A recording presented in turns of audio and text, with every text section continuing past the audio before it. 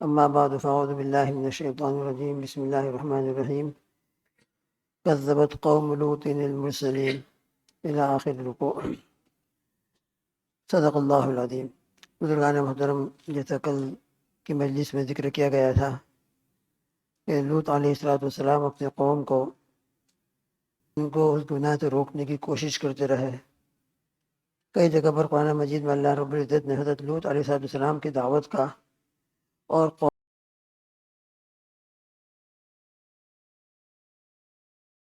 قوم نے کیا جواب دیا ہے اس کا تذکرہ فرمایا ہے۔ چنانچہ 19 پارہ سورہ شعراء میں فرماتے ہیں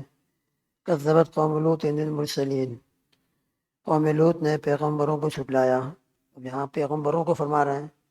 حالانکہ لوط علیہ السلام تو ایک پیغمبر ہیں، مگر یاد رہے ہمارے دین کے اندر ہمارا بھی عقیدہ یہی ہے کہ ہم سب پیغمبروں پر ایمان لاتے ہیں۔ تمام پیغمبروں پر، تمام انبیاء علیہ السلام پر، تمام رسولوں پر ایمان لانا ہمارے لیے بھی ضروری ہے۔ ایک کو جھٹلانا گویا سب کو جھٹلانا ہے۔ آمنت باللہ و ملائکتہ و کتبہ و رسلہ۔ اب عام طور پر یہ کہا جاتا ہے کہ کم و بیش 1,24,000 دنیا میں انبیاء علیہ السلام تشریف لائے۔ فکس فیگر کسی کو معلوم نہیں ہے، لہذا اجمالی طور پر ہم کو یہ ایمان رکھنا ہے کہ اللہ آپ نے جتنے بھی دنیا میں اپنے رسولوں کو بھیجا ہے، اپنے نبیوں کو بھیجا، ان تمام کے اوپر ہم ایمان لاتے ہیں۔ بے شک وہ آپ کے مقدس اور آپ کے بہت منتخب بندے تھے، آپ نے ان کو جہاں جہاں بھی نبی اور رسول بنا کر بھیجا ہے ان پر ہمارا ایمان۔ ایک کی بھی تکذیب کریں گے تو وہ سب کی تکذیب ہوگی۔ لہٰذا یہاں بھی اسی اعتبار سے فرمایا کہ قوم لوط نے مرسلین کی یعنی پیغمبروں کو چھٹلایا، تو لوط علیہ السلام کو چھٹلانا گویا کہ تمام پیغمبروں کی تکذیب ہے۔ اذ قال لهم لوط الا تتقون، جبکہ ان کے بھائی لوط علیہ السلام نے ان سے فرمایا بڑی ہمدردی کے ساتھ، کیا تم ڈرتے نہیں ہو؟ تم کیسے بے حیائی کے کام کرتے ہو؟ کتنی بد اخلاقی تمہاری زندگی کے اندر ہے، اللہ کو پہچانو۔ میں تم کو جو کام سے روک رہا ہوں اس کو رکنے کی کوشش کرو، اللہ کی مان کر چلو۔ انی لکم رسول امین، میں تمہاری طرف امانت دار رسول ہوں۔ میرے اللہ نے مجھ کو جن باتوں کے پیغام پہنچانے کا مجھ کو ذمہ دار بنایا ہے،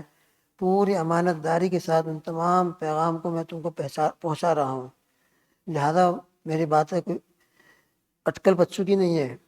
میری باتیں کوئی افسانے اور جوگ نہیں ہے،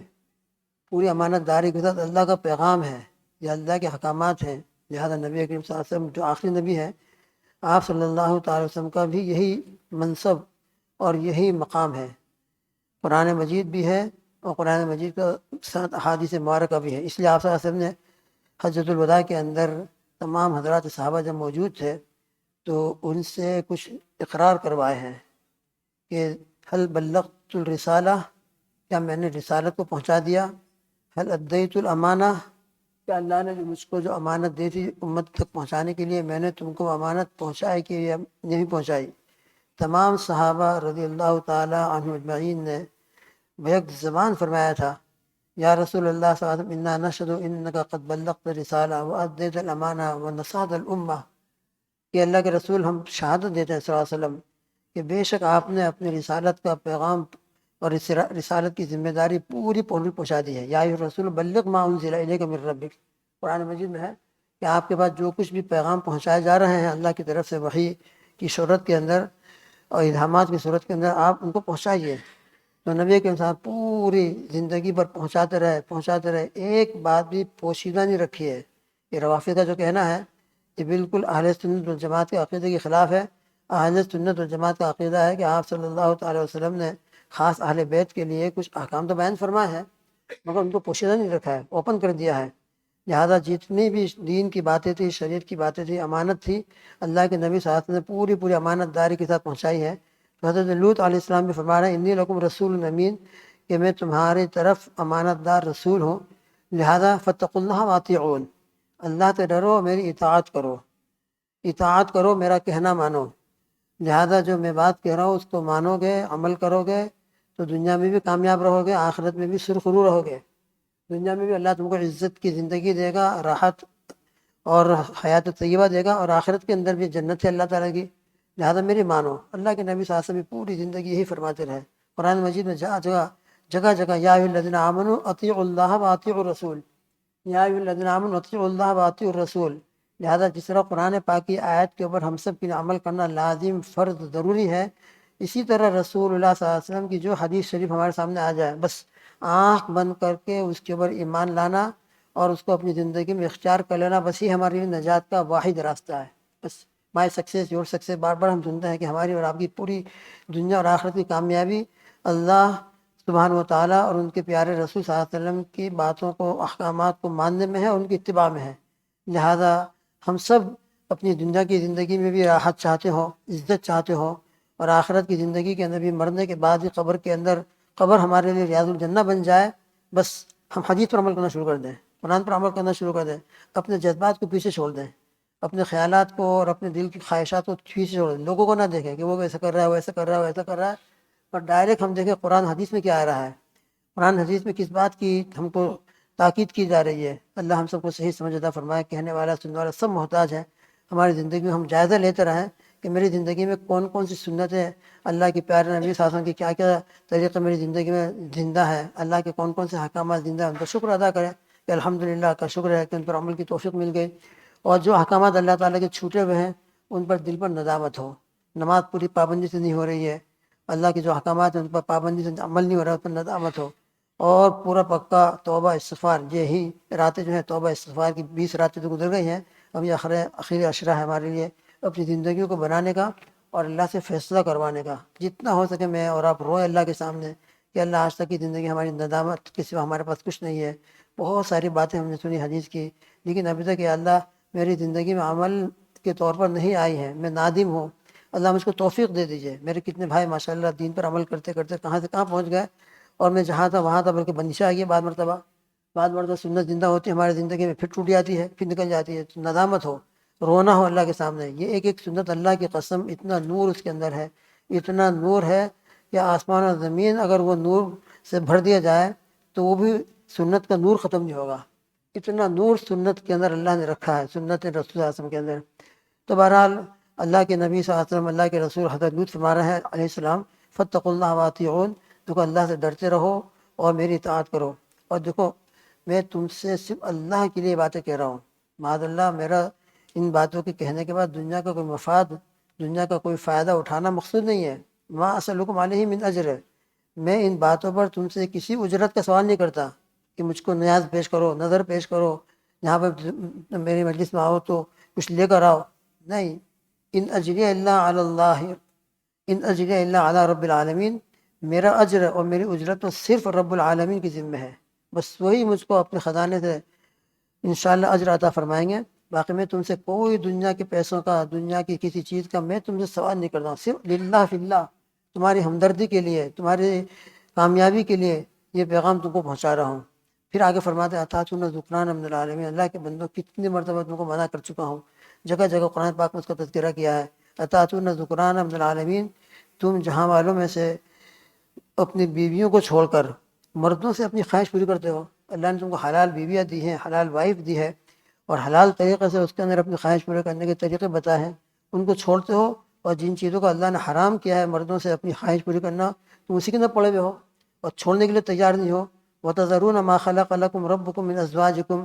اور تم اپنی بیویوں کو چھوڑ دیتے ہو جو تمہارے رب نے تمہارے لیے پیدا کی ہے،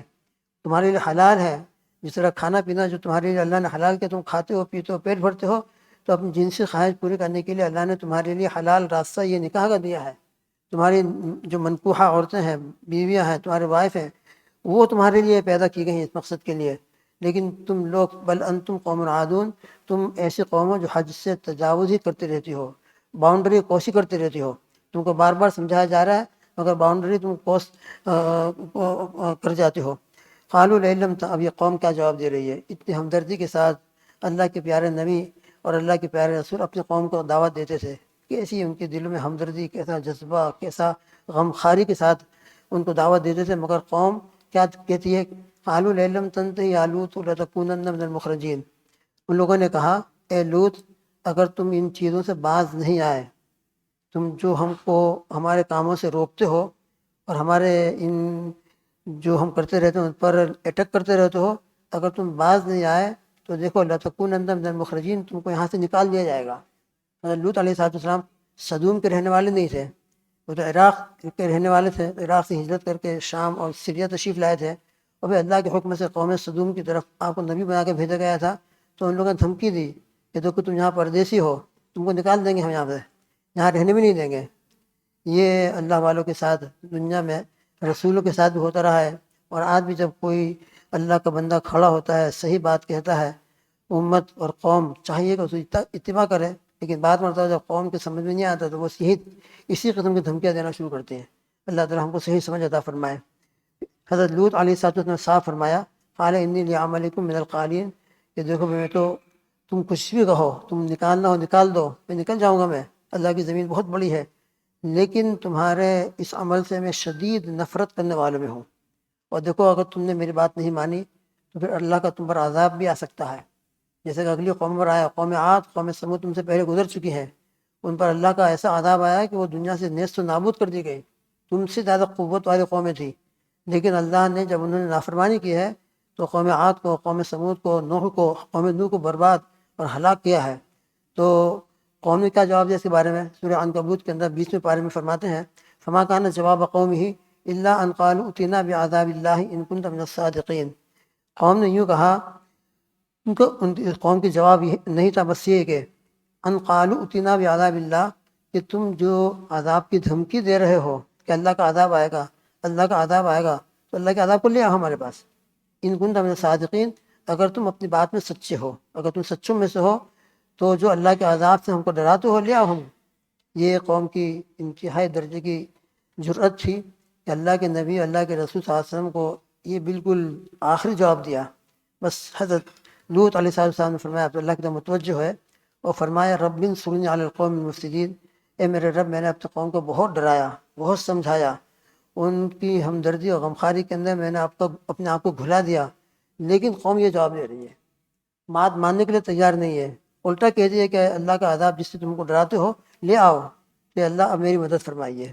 اس مفسد قوم کے اوپر میری مدد فرمائیے۔ چنانچہ پھر اس کے بعد باقاعدہ اللہ تعالیٰ کی طرف سے پکڑ آئی ہے، عذاب آیا ہے۔ اس عذاب کا تذکرہ سورہ ہود میں بھی ہے، سورہ ہجر میں بھی ہے، اور قرآن پاک کے دوسرے مقامات پر بھی ہے، انشاءاللہ موقع ہو تو ذکر کیا جائے گا۔ اس میں میں اور آپ سب محتاج ہیں۔ آج بھی ہمارے سامنے قرآن ہے، اللہ کے پیارے نبی صلی اللہ علیہ وسلم کی احادیث مبارکہ ہے، بس ہم سب محتاج ہیں، بہت محتاج ہیں، بہت محتاج ہیں۔ دنیا اور آخرت کی کامیابی ہم چاہتے ہیں تو بس یہی ایک راستہ ہے، قرآن و سنت کا۔ حضرات صحابہ اسی قرآن و سنت کو دنیا میں لے کر چلے تھے، قدم قدم پر اللہ نے ان کی نصرت فرمائی تھی، اور ایسے ایسے مقام پر اللہ نے ان کو عزت دی ہے کہ جہاں ظاہری طور پر کوئی کامیابی کی شکل نہیں تھی، مگر اللہ نے تمام ظاہری شکلوں کو ختم کیا، اور ظاہری شکلوں کے خلاف حضرات صحابہ کی مدد فرمائی۔ کیوں مدد فرمائی؟ بس ان کے پاس قرآن تھا اور سنت تھی، بس یہی دو چیزیں ان کے پاس تھیں۔ آج بھی ہمارے پاس یہ دو چیزیں ہیں، بس اللہ مجھ کو اور آپ کو جو کمی ہے عمل کی، اللہ عمل کی صورت میں ان دونوں